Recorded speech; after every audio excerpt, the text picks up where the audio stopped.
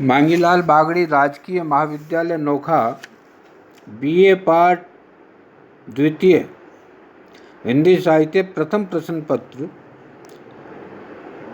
बिहारी लाल doctor अन्ना राम शर्मा। प्रिय विद्यार्थियों, आज हम बिहारी के काव्य सौष्ठव पर चर्चा करेंगे। बिहारी की गणना रीतिकाल के प्रतिनिधि कवि के रूप में होती है। बिहारी सतसई जैसा मुक्तक काव्य ग्रंथ लिखकर कविवर बिहारी ने जो लोकप्रियता अर्जित की, उतनी लोकप्रियता रीतिकाल के किसी अन्य कवि को प्राप्त नहीं हुई। बिहारी ने अपनी सतसई में श्रृंगार के संयोग और वियोग पक्ष को अत्यंत कलात्मक ढंग से प्रस्तुत किया। उन जैसी बहुज्ञता,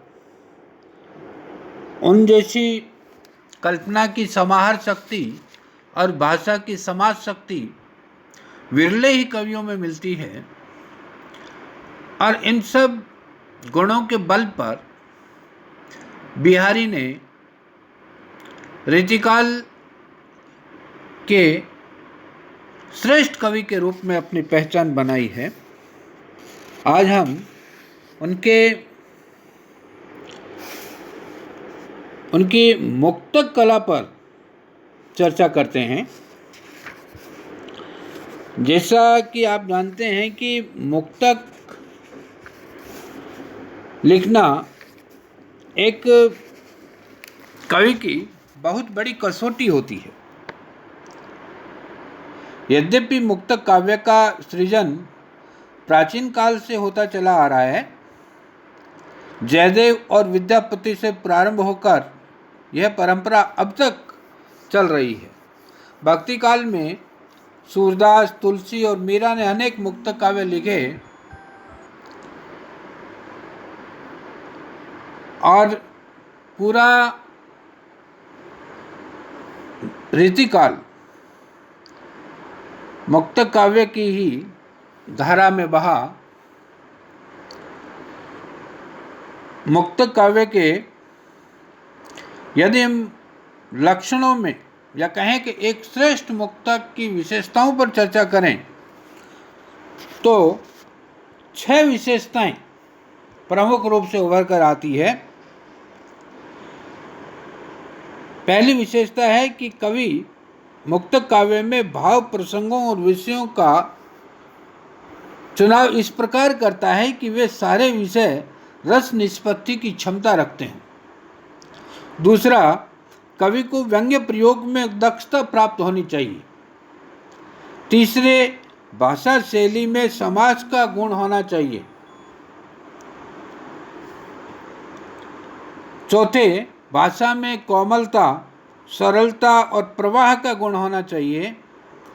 पांचवें, शब्द योजना में नाद सौंदर्य हो तो सोने में सुहागा रहता है और मुक्तकार में कल्पना की समाहार शक्ति भी होनी चाहिए। ये 6 गुण एक श्रेष्ठ मुक्तक के माने जाते हैं। इन 6 गुणों या विशेषताओं के आधार पर अब बिहारी के मुक्तक काव्य की विवेचना करें तो हम पाते हैं कि बिहारी एक सफल मुक्तकार थे।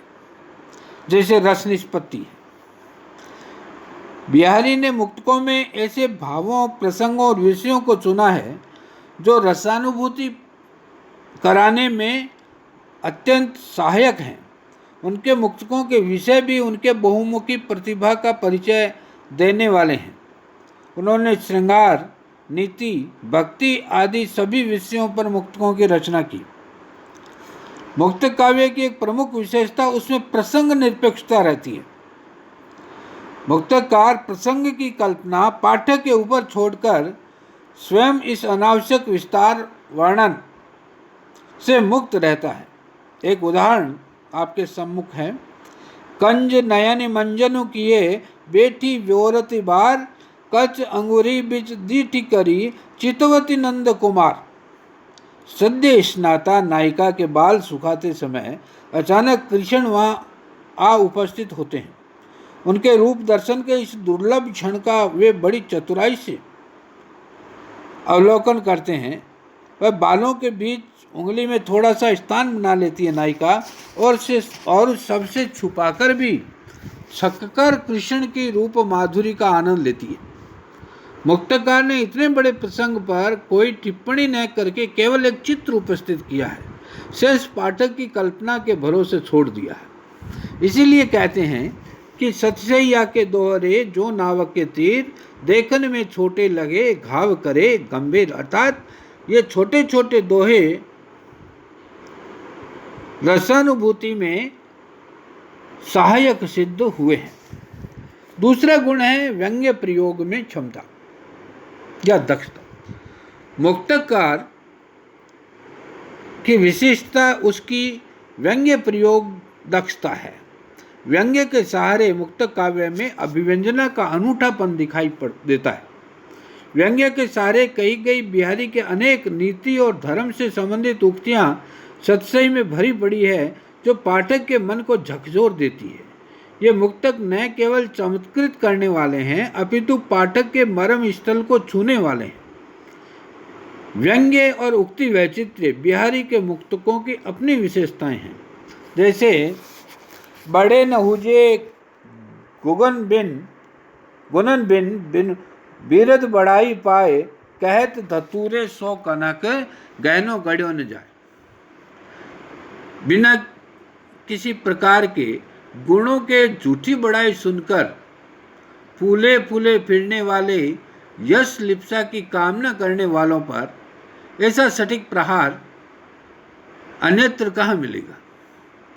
इसी प्रकार मिर्जा राजा जयसिंह के अपनी नवोढ़ा पत्नी के प्रेम जाल में आबद्ध होने पर अकर्मण्यता को कभी मीठी चुटकी लेकर दूर करता है। नहीं पराग नहीं मधुर मधु नहीं विकास ही काल, अली कली ही सो बदो आगे कौन हवाल। तीसरी विशेषता है भाषा की समाज शक्ति।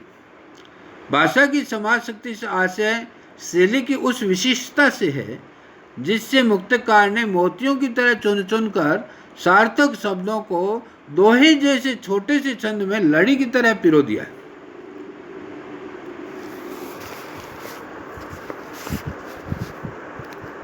एक बहुत ही प्रसिद्ध दोहा है बिहारी का, कहत नटत रीजत खिजत मिलत खिलत लजियात, भरे भवन में करतु है नैननु ही सो बात। या बतरस लालच लाल की मुरली धरी लुकाए, सोह करे भोहन हंसे देन कहे नटी जाए।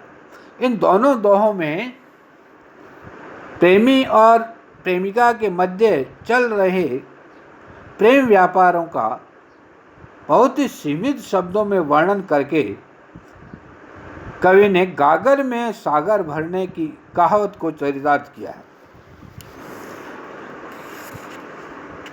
तीसरा गुण है भाषा की सरलता और कोमलता।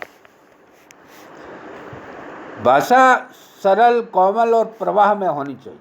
इस दृष्टि से सतसई के दोहे उच्च कोटि के हैं। कवि का अभिप्रेत प्रेम और श्रृंगार रस का वर्णन विशेष रूप से रहा है, इसलिए प्रेम और श्रृंगारपूर्ण भावों की व्यंजना स्वतः ही भाषा के तरल और कोमल रूप को प्राथमिकता देती चलती है। कोमलकांत पदावली ही सुकुमार भावों की अभिव्यंजना को श्रेष्ठ रूप में व्यक्त कर सकती है। बिहारी ने ब्रज भाषा के इसी कोमल रूप को अपने दोहों में अपनाया है। वे केशवदास जैसी संस्कृतनिष्ठ भाषा के फेर में नहीं पड़े। भाषा के प्रवाह महता का एक उदाहरण है, चमचमात चंचल नयन बिच घूंघट पट छीन, मानव सुरसरिता विमल जल उछरत जोगमेन। पांचवी विशेषता है शब्द योजना में नाद सौंदर्य। मुक्तक काव्य में ऐसे शब्दों का प्रयोग होता है जो नाद सौंदर्य की वृद्धि करने वाले हों।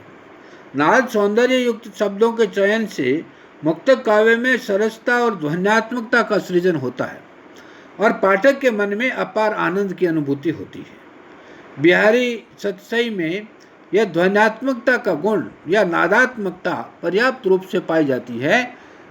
एक उदाहरण है जिसमें वसंत ऋतु का वर्णन कवि करता है। रुणित भृंग घंटावली झरत दान मधुनीर मंद मंद आवत चलो कुंजर कुंज समीर।